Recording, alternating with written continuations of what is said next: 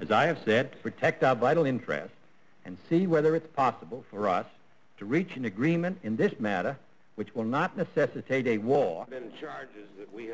In his 3 years as President of the United States, there are indications John F. Kennedy resisted calls from others to go to full war in Vietnam. Now his decisions as leader are being used in a somewhat what-if scenario in the documentary Virtual JFK, Vietnam If Kennedy Had Lived. Joining us now with more on the film is producer Peter Almond. Welcome.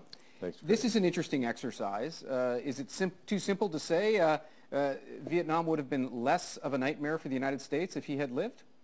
I think what we look at are a set of crises that Kennedy responded to in a certain way that suggests that his impulse was to manage crises away from the possibility of real military confrontation. I think he had a sense that at the other side of these confrontations, in the era of superpower conflict, that nuclear war was a real potential outcome. And he refers to this repeatedly.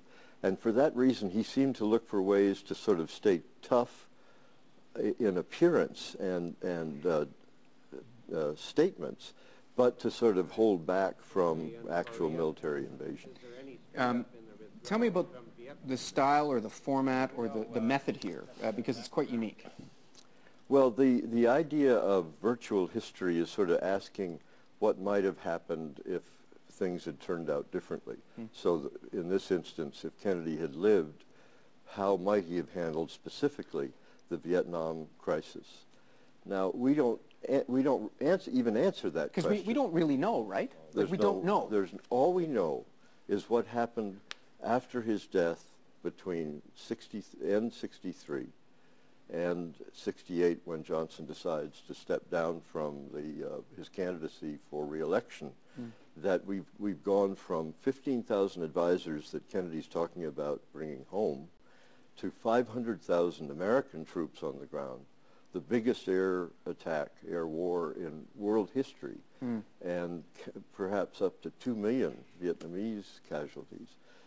So we're really comparing what happened under two different leaderships and leaving to the audience to sort of think through how leaders respond to the same set of crises, to the same pressure from their adversary, to the same set of conflicting advice from advisors in the way they conduct policy. We're filmmakers, we're storytellers. We're not here to make policy or to comment on policy.